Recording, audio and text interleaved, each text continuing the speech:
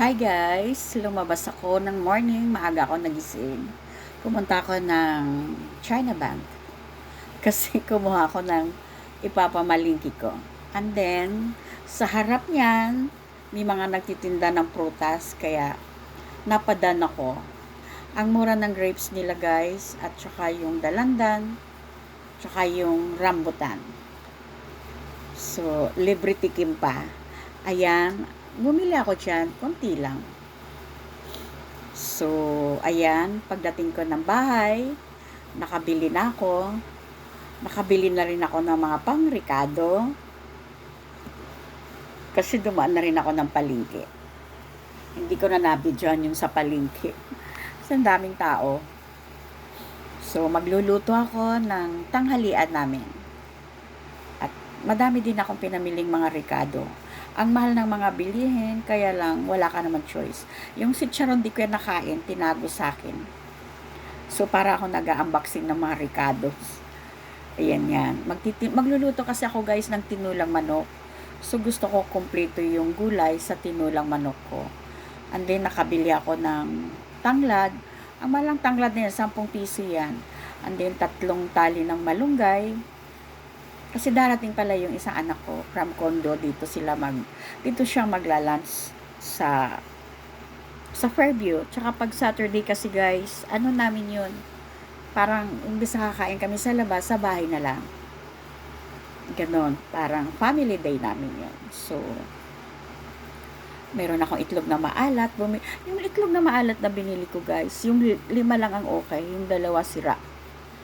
So, ayun, nag-unboxing ako ng mga ricado ko. Yes. Para lang mayroon akong pang premiere. Guys, ang mahal ng sili ha. Ayan, nakabili ako ng tuyo. Iniipon ko lang yan doon sa lalagyan ng gulay. Kaya ang sarap ng rambutan. Ang tamis niya. Super. May listahan pa ako ng mga pinamili ko. Diba? Ang mahal kaya. Kaya lang wala ka talagang choice kundi mamili. Alam magluto kang tinulang manok, nilaga. Kahit nilaga, may gulay, diba? Alam mo ba yung binili kong grapes na yan? Hinahanap ko, wala na. Hindi ako nakatikim. Nakatikim lang ako doon sa binibili ako kasi pinatikim ako. Tsaka yung dalanda na yan guys, seedless siya, walang buto. Bibili nga uli ako. Binili ko yan para kay Senior Ruben. Ayan yan. Ayan yung natira sa pera ko. Ay, grabe. Super. So, naghiwa na ako. Nakabili pala ako guys ng pampano. Isang piraso lang yan, 200 plus. Pangat. So, gustong gusto ko yan guys na pangat. Yung pampano. Ang sarap niya. Hindi ko na nakitang niluto yun. Hindi ko na naipakita. Nakalimutan ko i-video pala. No, habang niluluto ko. Pero yun ang una kong niluto. Ayan na guys yung tinulang manok ko. Ang sarap guys. Yung sayuti sariwa. Sarap sabaw lang ulam na. Ang akin lang naman dyan guys, yung mga gulay kasi hindi naman sila kumakain ng gulay. So, ayan. Ang sarap. Ang daming malunggay. Kasi nung gusto ng mga anak ko, maraming malunggay. Si Clint. Tsaka sayote. Ay, sayote ang sarap guys. May tanglad dyan. Tapos 2 tali ng daw sili. 3 tali ng malunggay. Ang mahal ng malunggay. So, isang tali na is 20. Yun. Grabe, dati 5 piso mong tanglad, ngayon 10 na. Mahal, kahit yung sayote guys, 100, 1 kilo. Dati naalala ko, nabibili ko lang yan ng tumpok-tumpok, 3 piraso, 10 piso. Pero that was 20 years ago yata, pag nagma-marketing ako nun. So, ayan, yung tinulang manok ko. Super, ang sarap niyan. At yan, nagluto ako ng adobong manok na mayroong atay. At balon-balunan kasi gusto rin ng mga anak ko yan. Ano yan adobong Bicol. So, hindi na kami naglalagay ng tubig kasi yung manok na nabibili ko may tubig. Yeah, siguro nakababad sa ice. Adobong pinatuyo yan. Ang sarap kasi matira man siya, masarap. Yung adobo. Para yan sa mga bata. Kasi kung ayaw ng tinulang manok, may adobo. Pero gusto ko dyan guys yung atay. Yeah. At yung liver, sa ina ko naman na isa, gustong-gusto niyan. Ayan o, may liver, di ba? So, ayan na yan. Tinulang manok, adobo.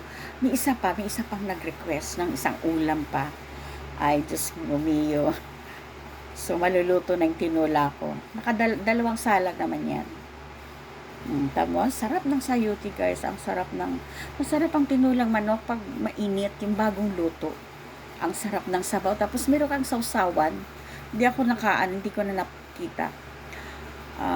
Yung patis na may kalamansi. Kaya lang guys, hindi na ako masyado sa spicy kasi pinagbawal sa akin. Ayan, kumukulo siya. Ay, nung Sabado to eh. Sabado yata ito. Oo, yeah. So, bukas na naman uli pala. So, ayan, maluluto na yung tinula. Yung adobong manok ko, maluluto na. Kailangan ko talaga mag-voice over kasi inuna ko to in mute eh. Daming kwento. Luto na yan guys. Ang sarap. Hindi ko nilagyan ng sauce kasi mayroong atay eh. Pero yung atay guys, siniwalay ko yan ha. Pinakuloan ko muna ng hiwalay para lumambot yung balon-balunan. Then tinimplahan ko na siya. Saka ko ginasasabawang sibuyas. Yan. Hindi ko siya dinirect. Yan. Adobong halo-halo. Kasi yung manok sa mga bata. Ano namin guys, yung ulam namin tanghalian sa hapunan na.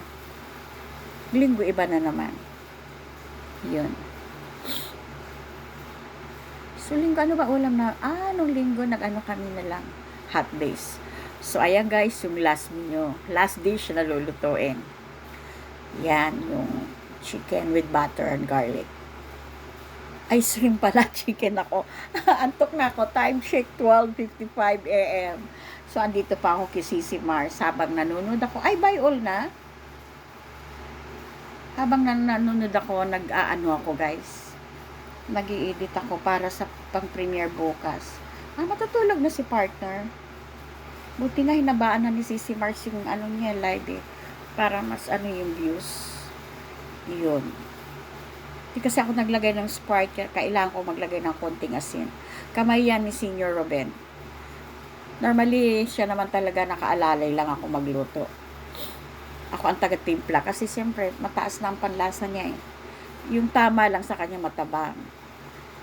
Kaya minsan maalat. Ngayon bawal na sa amin ang maalat. Kailangan ko lang lagay ng konting asin. Ganun siya magluto, mayat maya punas siya ng punas. O relate ba kayo sa ganon? Habang nagluluto, nagpupunas siya. Yes.